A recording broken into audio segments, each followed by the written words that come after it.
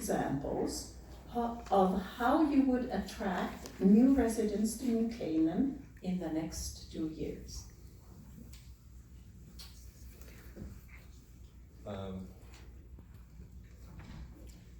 Our Tourism and Economic Development Committee, which we formed back in February, has been looking, we did a newcomer survey in the summertime. We are looking at advertising in Manhattan and Brooklyn. The realtors in town have a lived New Canaan marketing campaign going. So we're gonna look to attract residents through social media in New York City areas that people would be looking to move out to a suburb. And so that's one thing.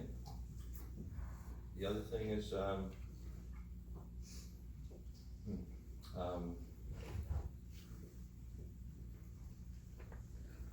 you know, we've made a lot of progress in removing one of the obstacles why people would choose New Canaan versus Darien. We discovered with our newcomer survey that Darien is our biggest competitor.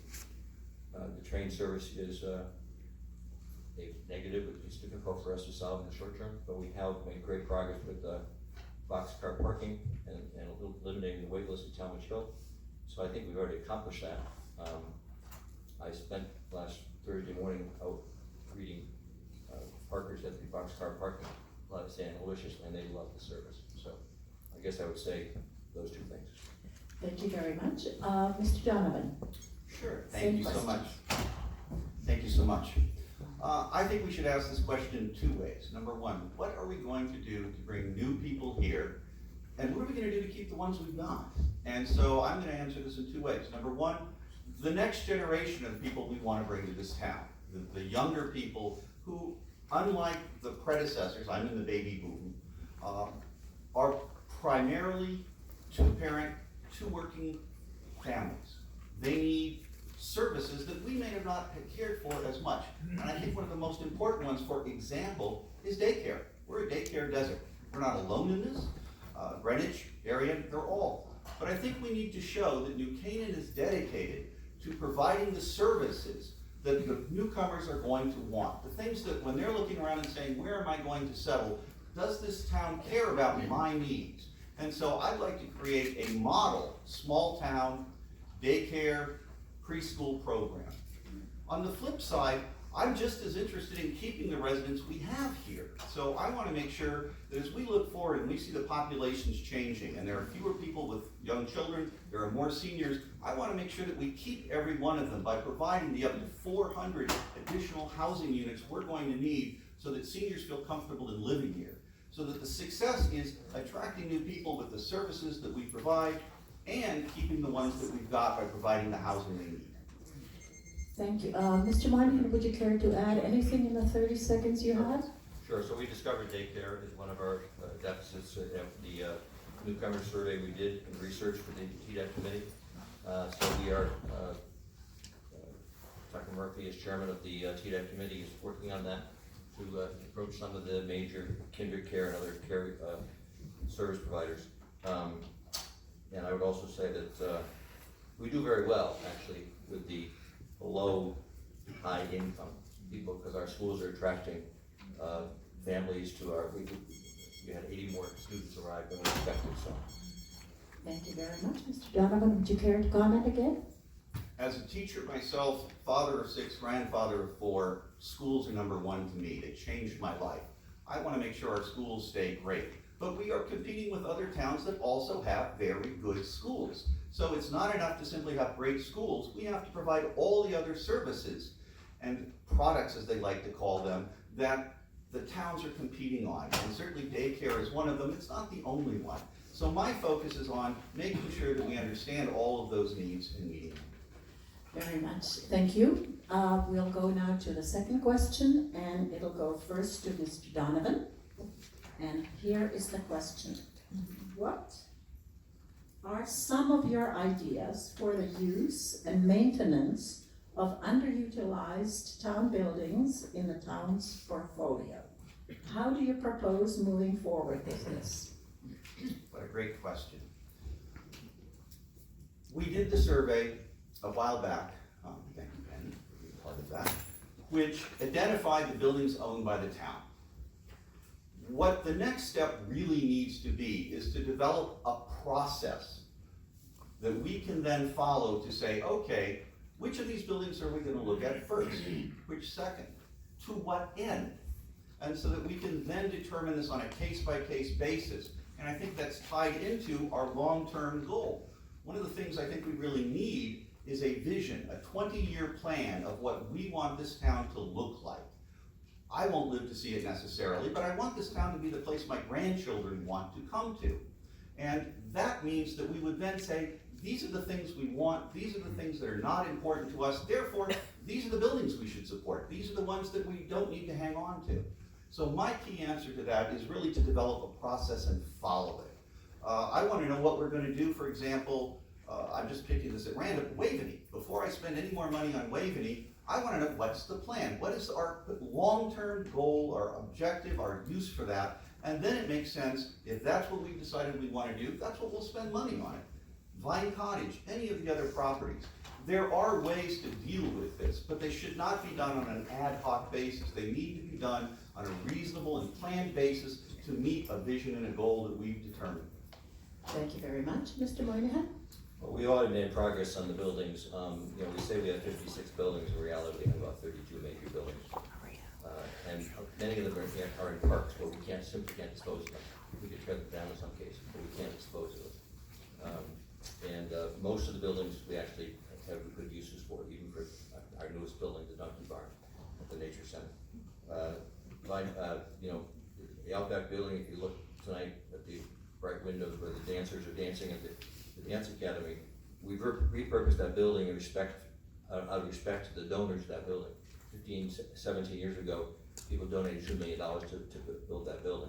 So, and we now have the 6 employees of our human services department down on the first floor. That allows us to dispose of the Vine Cottage in a way that it will be used probably for residential purposes and preserving the outside of that building. So I think we have to be very deliberate. There's only a handful of buildings we really can change the use of or dispose of.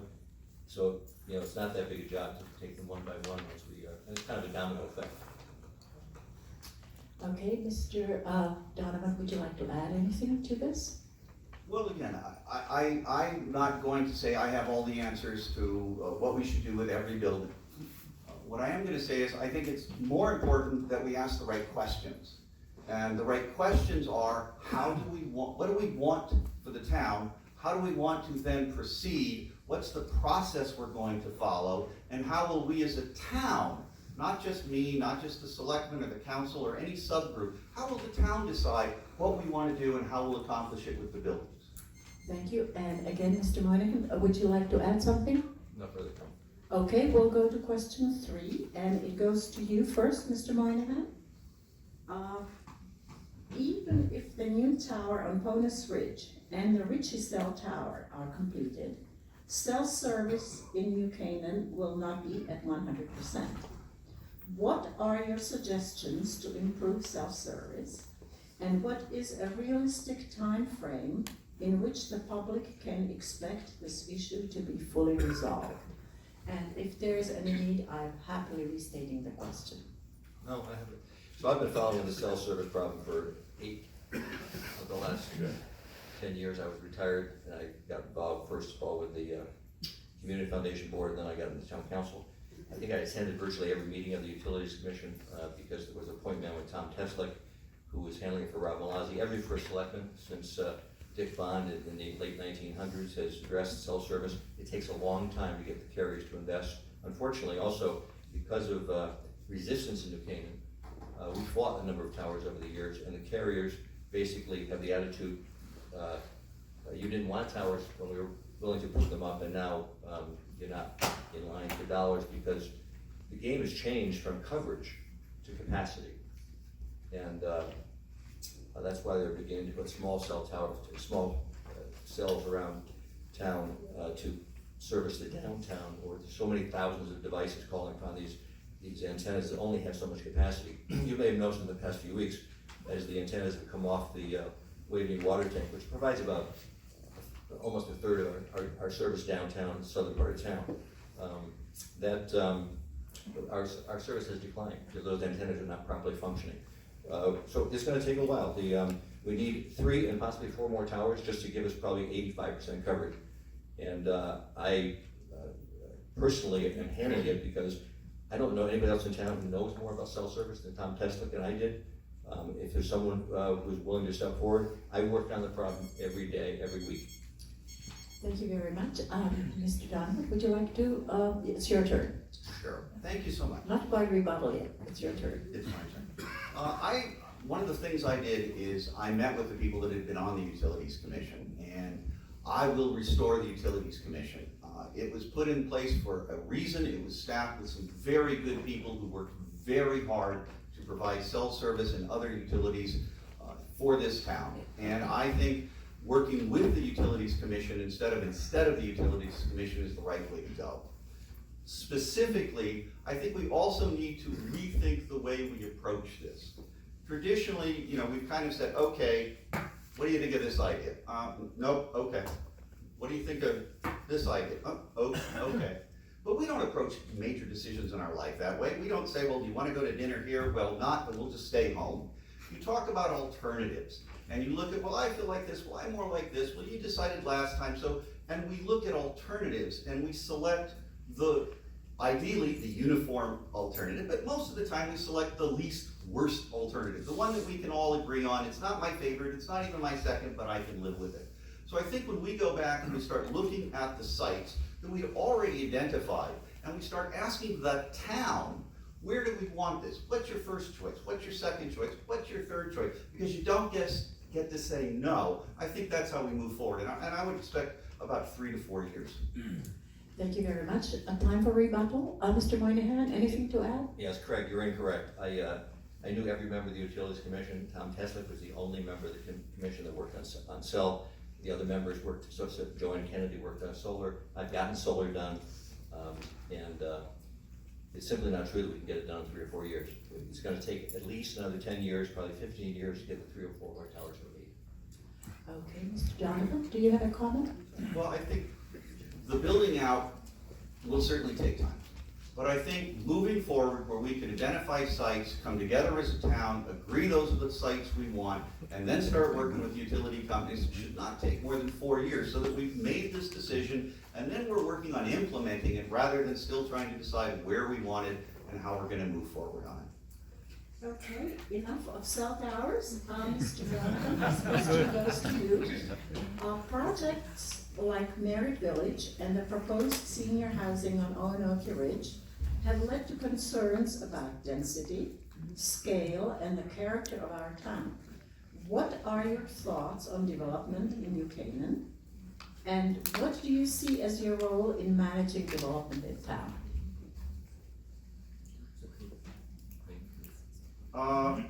This comes back to what I said earlier.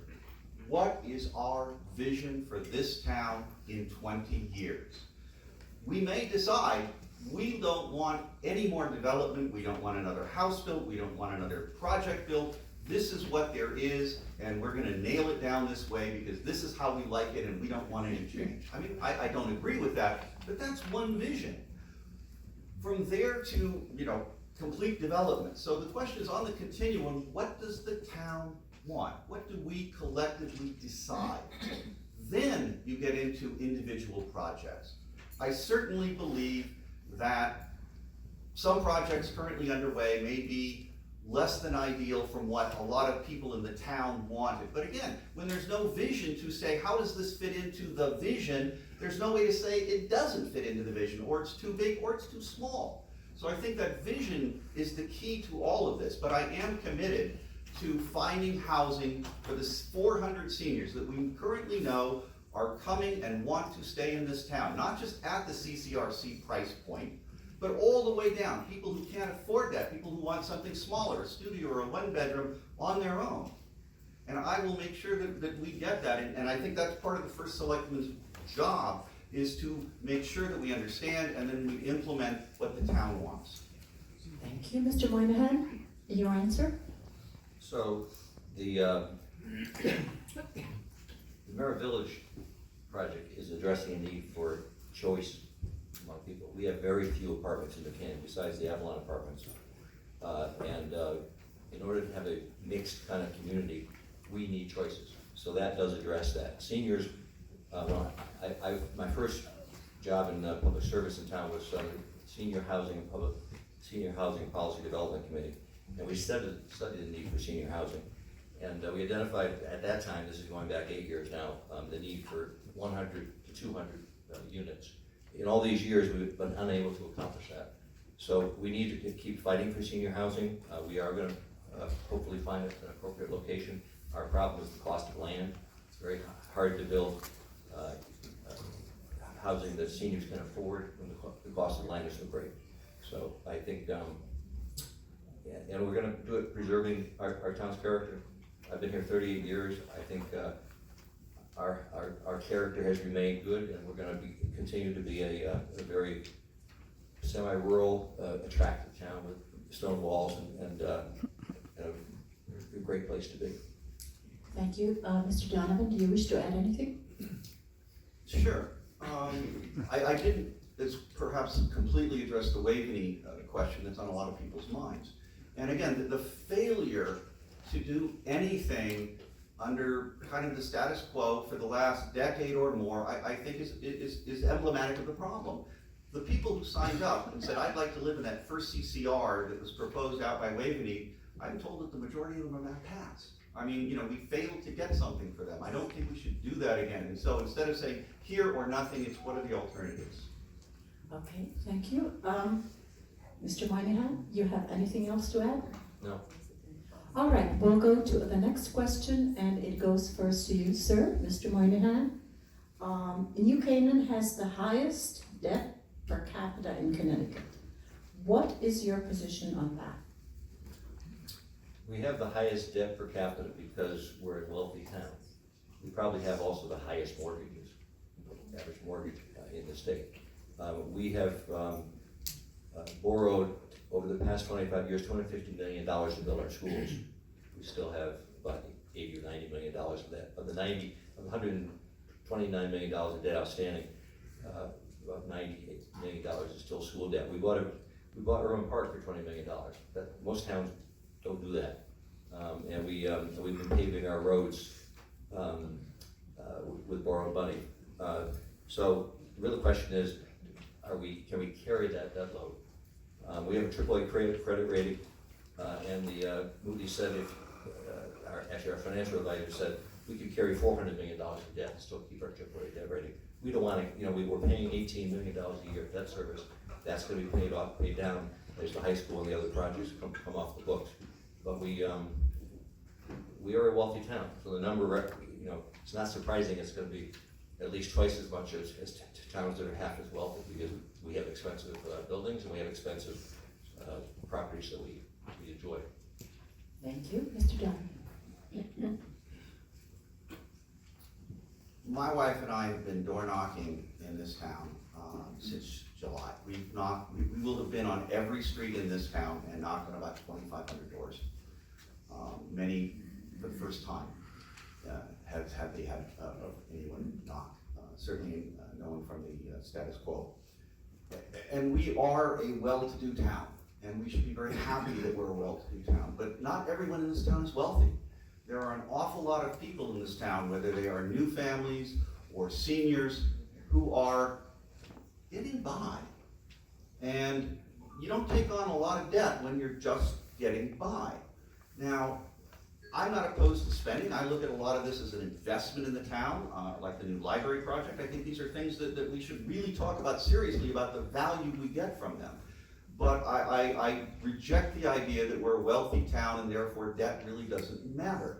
And then because we can carry debt, we should go into it. So I think this goes back to the vision. What is the vision? Where are we trying to get to? How does any new debt, any new project fit into that vision of what we want for the town? And then if we have collectively said, yes, okay, we'll do this, then it makes sense to take that debt on. So, and part of that is also a 5-year kind of, where do we want the debt to be in 5 years? Do we want it to remain level? Do we want it to go up? Do we want it to go down? But you can't do that without a longer term plan. You're trying to fit into things. thank you. Mr. Moynihan, would you care to comment further? Well, I would just remind people, we have schools that are not only excellent, but beautiful, and that's what the town people want. We have a park that's beautiful in Irwin that costs $20 million. We have a town hall that's $18 million. It's a beautiful building. It actually replaced a building that was way beyond its useful life. We built an $18 million addition to Saks. These are things the town people want. Irwin Park went to referendum and it was approved by the people. So I do think we have what people want. So that's what I would say. All right, Mr. Donovan, further comment? I think that civic engagement is key, that we can do a 21st century job of reaching out to people, getting an understanding of what they care about, what they value, and what they want, and make informed decisions based on that. Not necessarily using 19th or 20th century paper surveys or those kinds of things. And I think that's key. I'm spending your money if I'm voting to take on debt. And I need to make sure that I don't think I know what you want. I know what you want, and that I have your backing to do it. Thank you very much. Next question goes to Mr. Donovan first. Sorry, glasses. The town has recently created a Tourism and Economic Development Advisory Committee. What do you think it should achieve, and how would those goals be met?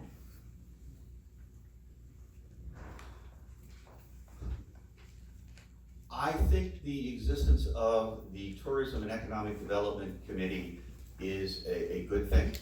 I know the people on it, I've attended the meetings, they're very dedicated and hardworking people. But I have heard discussions, and one of the issues that I believe comes up is, well, what exactly do we want in terms of tourism? Do we want more? Well, no, we don't want, no, that would be too much. Well, maybe we could get a more glass house. So if we're not clear in our own minds what the role of tourism should be in the town, how many tourists do we want? How do we want them to get here? Where are we going to park them if they come? It's kind of hard to ask a Tourism and Economic Development Committee to come up with a plan when we haven't quite seemed to have clarified in our own minds the role we want for tourism and the scope and the scale of tourism that we want in this town. So I think it comes back to us again to kind of clarify in our own minds, have these kinds of discussions about what do we see? Do we want to be a Mystic Connecticut? Do we want to have, we could certainly attract more people to the Glass House, but that would mean more traffic, it would mean, potentially buses, all kinds of things. Some people might say that's a good thing, some people not. So I don't think we should ask the Tourism and Economic Development Committee to be doing too much until we can give them much more clearer guidelines of what it is we want them to accomplish. Thank you, Mr. Moynihan. Well, I created the Tourism and Economic Development Committee because it came as a surprise to me that all of our surrounding towns have one. Connecticut law actually encourages you to have one. I don't know why we haven't had one before. But then when I saw what Greenwich was doing with their first Selectman's Economic Development Advisory Committee, and Wilton is doing, Darien, all the Ridgefield, you need a committee to study the process first, and we've come up with some very interesting things. I didn't know that Darien has 4 times as much Class A office space. That's very important, because I was very concerned the Covia building was going to remain empty. It would be a black market in New Canaan. Fortunately, the investment fund in New York that bought that building is very bullish on New Canaan, believes they can fill it with high-income hedge funds, private equity funds, and the kinds of financial services firms that would not only work here, but also buy houses. So we need a strategy, and the only way to get a strategy is by having, and we have a really talented group of people on this committee, and also we have unique assets with the Glass House and Grace Farms and our restaurants, and the Elliott Noyce House. In fact, last night, those of you who went to the Mid-Century Monitor program at the library, we have astounding assets. We have a Frank Lloyd Wright House on Tri-Town Road that rivals Falling Waters in Pittsburgh. We have assets. All we need to do is put together a strategy to maximize our use of them. Thank you very much. Mr. Donovan, would you care to comment further? I agree with Kevin that more commercial high-end space is a good thing. But again, I'm going to go back and I'm saying, to what extent? What are we trying to accomplish, and how much do we decide we want? Some, a little, a lot, of which? And then we can make those decisions. I've heard people that have talked about trying to do this or do that, and they get pushback, well, we don't want that much, we settle for this much. And so I really want to have clarity in our own minds of our future before we commit to anything. Okay, any further comment? No. Shall we go to the last question before the closing statements? Oh, have I forgotten? Well, It depends whether you want to go overtime. The time is cut. all right, we're going to use a different question. Sorry. I like that. It will go to Mr. Moynihan first. Because of the estimated cost of the new Canaan Library project has risen from 25 to 30 million, it has been suggested that the town increase its contribution from 5 million to 10 million. Do you support increasing the town's contribution? Yes. The library is gonna be transformational to downtown. The town council, about 6 years ago, put a placeholder, $5 million. That building is gonna be a $30 million plus building. And, just like when we bought Irwin Park for $20 million, which in 2004 dollars seem bigger than they do today, $10 million is, a library is a central asset in your community. Darien and Westport have, actually I think Darien has the best library in the country apparently. And, not that we want to enter into an arms race with our neighbors, but it's a very important asset.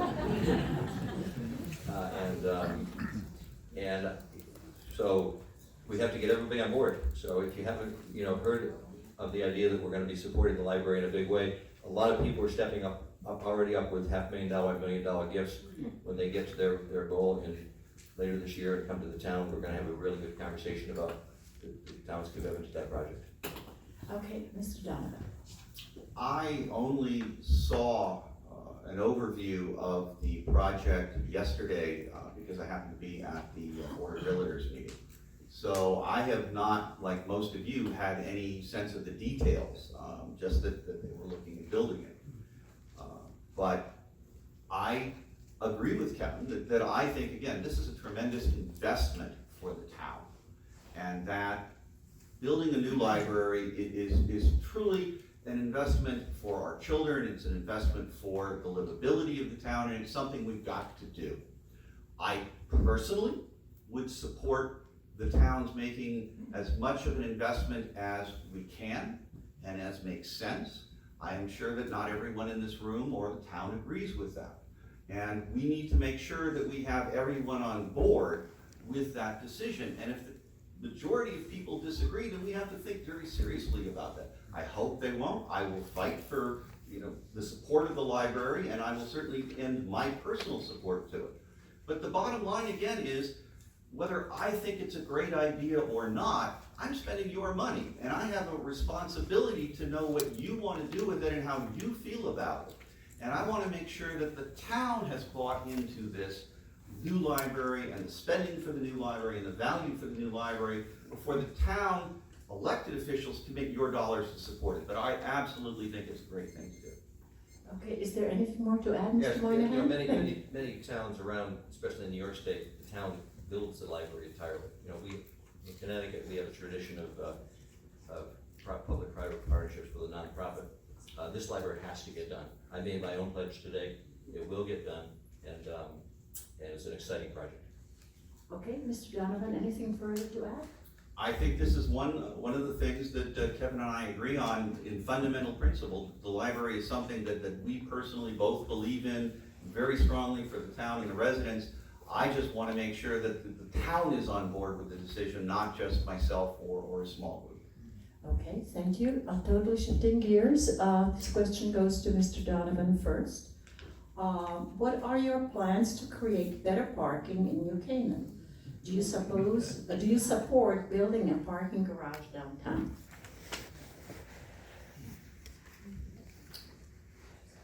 I believe that parking is a central issue to the people who live here and the people who are thinking about living here. And while we have made improvements, certainly through the Boxcar app, there is no question that has made things better. And we have been able to clean up the list of people that are looking for a parking space. But I can tell you again, from knocking on people's doors and talking to them, boxcar is great, but they want a parking space. They don't want to find out that for whatever reason, they couldn't get a spot through boxcar and they have to pick up the phone and say, oh, sorry boss, I can't get a parking space today. I'm not coming into work. So I believe we have to make a more long-term dedicated commitment to adding more parking. And having any piece of land, we've already all agreed that land is the most valuable thing we've got, and they're not making any more of it. And having pieces of it really, lots downtown, that are basically bare dirt with some asphalt on top of them is hardly the highest and best use of them. So we've got to look at alternatives that provide more parking, and in more than just parking, but other things that the town needs on this truly most valuable resource we've got, which is the open space, or the underused space, if you prefer, that are our current parking lots. Okay, is there sorry, Mr. Monahan. There's a few things I spend more time of my time on working in than parking. I discovered after researching the cost of decorating the lumberyard lot that it would be a $10 to $12 million project. I don't think we need that. There's other ways, and we're looking at some ways right now to add 80 spots at the lumberyard with a partial deck paid for by others or by the state. And so I think if we do it incrementally, also one thing I learned loud and clear from Tom and Show Parkers is they want to be downtown. So we need to support the Metro New Canaan branch line with more parking at Talmadge Hill for not only New Canaan, but North Stamford, Norwalk, Wilton. We have a lot of New Yorkers that have Pound Ridge and Scotts Corner. So we're providing a service to our neighbors to provide parking, keep that branch line healthy. And but we're going to, I have plans, we're going to continue to add parking. Boxcar is a wonderful service and is costing the town nothing to provide parking to our residents and our neighbors. Thank you. Anything to add, Mr. Donovan? As I said, I agree. Boxcar is a great thing. I'm really glad that Kevin found that. And that's what happens when you look around and when you look at what other people are doing and you see the trends that are going on. That's what I do for a living. I've spent 30 years studying government, managing local government, seeing best practices in other places. And it's clear when you look around at other towns around the country that they are repurposing old single-level lots into other functions that are higher, that provide more parking and other services that we need. Thank you. Mr. Moynihan, last word? That's all on parking, thank you. That's all in parking. Well, I think we're coming to the closing statements, and Hey, this is fun. I'm ready to keep going. well, yes, the Metro North question. The Metro North question, I thought we were finishing at 7:30, sorry. The Metro North question that will go to you, Mr. Monahan, is, the situation with Metro North is not entirely in our control. What are your ideas for improving service on the spur line between Stanford and New Canaan? Do you have any suggestions for creative workarounds to help commuters? Well, it's true. We cannot solve the train time issue on our own. Tom O'Day, our representative, and our other Lucy Dathan is here. We need some clout in Hartford to help us with this problem. I'm very encouraged by the new DOT Commissioner, Joe Giletti, who is a trained man. He actually worked on Metro North early in his career. He's given a very good plan to improve the main line train bed that will allow the trains to go faster. So as far as train times, we need the cooperation of the politicians at Hartford, and we need money to be dedicated to the DOT. The idea of making more frequent train service is something that has come up more recently. The idea of rebuilding the side track down in Springdale, which was taken out 50 years ago, could probably be a $10 million project.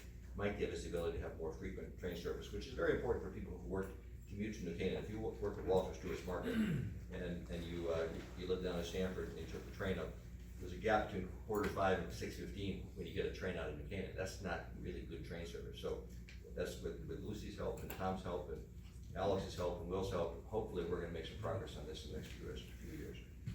Mr. Donovan? we call it the New Canaan train line. It's not the New Canaan train line. We may have built it originally with our own money and so on and so forth, but the key is it's half ours and half Stanford's. And any improvements that are made have to be made working together, both towns. One of the first things that I did when I accepted the opportunity to run was I called the mayor of Stanford, made an appointment, came down and met with him, and I said, what are we doing together as two towns to work on improving the train line for both of our cities, both of our towns? And he said, I've never met with anyone from New Canaan about this. I'd like to, I want to work together. And I think that's got to be part of the key, is yes, we'd like money from Hartford. We hope there will be money from Hartford. We can't rely on money from Hartford. So we have to consider what can we do as two towns working together. And certainly the idea of putting the siding back in, it's an old one, it's a good one. Right now, you got one train, it goes, and it goes, and it goes. If we put the siding back in, we can have two small trains that can pass each other as they're moving along. So we can get more frequent service, and we can get better service. So I agree, I think completely in favor of that, and anything else that the experts can come up with that the towns can do so that we can improve the train service for all of those people that are relying on it, which again will also help our property values, lower our mill rate, and I think are key to our future economic and livability. Okay, Mr. Moynihan, do you have anything I further? do. I meet with Mayor Martin every month. I am working with him on improving cell service in the north part of town in North Stamford. They have equally efficient service in North Stamford. And the fact of the matter is that train service is crucial to New Canaan's economy. It's not really as important to Mayor Martin because those neighborhoods really don't have the economic need that New Canaan has. So. Okay, anything further? If not, we'll go to the closing statements. 1 minute. Mr. Moynihan, you go first. Thank you. I'd like to thank the League, the advertiser, the New Canaanite, and Channel 79 for hosting tonight's debate. And I thank you, Yara, for moderating, and thank you all for coming tonight or watching on TV at home. It has been an honor and a privilege for me to serve as New Canaan's first selectman since November 2017. I'm proud of our many accomplishments in the last 23 months, including saving the water, waiving the water tank cell antennas, and making progress in improving cell service in the northern part of town. Increasing commuter parking spaces at the downtown train station by 20% with boxcar at no cost to the town. Bringing spending under control with a negative budget for the fiscal year 2020, first flat budget in a decade. Bringing natural gas to 4 of our 5 schools with a 43% savings in heating costs in the first year, and bringing gas downtown, making New Canaan a more sustainable and safer community. Bringing solar power to our town buildings and schools for the first time. Supporting our public-private partnerships with the New Canaan Athletic Foundation, the Waveney Park Conservancy, and Get About.